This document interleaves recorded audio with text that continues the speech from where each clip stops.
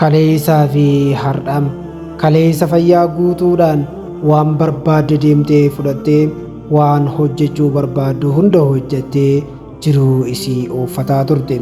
Obboleettiin teenya tun kaleessuma fayyaa turtee har'a garuu halkan kana dhukkubbii hamaa keessa waan hin jiruuf du'aayii teessaniin akkana hin daganne, du'aayii teessaniin akkana yaadattanii jette.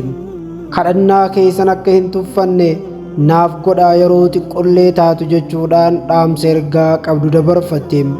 Rabbiif jechan isin gaafadha, maqaa rabbiitiin isin kadhadha, na dhukkubaa jira waan ta'eef jecha du'aayii naaf godhaadhaa jette. Obboleettiin teenya tun obboleettii islaamaatiin akkuma nama kamuu if jijjiiruudhaaf jecha biyya namaa deemtee biyya namaa keessa joortee hojjechaa xaarii fi aarsaa isiin kaffalaa jirtus guyyaarraan guyyatti isii dadhabsiisaatuma deemaa jira.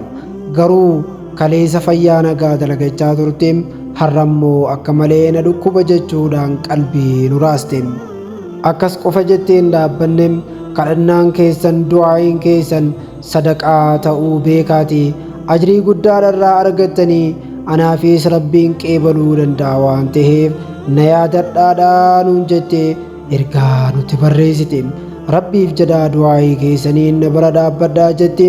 Obboleettiin teenya tun akka rabbiin subhaanahu wa ta'aalaa fayyaa ariifataa fi guutuu ta'e isiidhaaf kennu hunda keessanuu maqaa rabbiitiin akka du'aayii guutaniif isin gaafannam.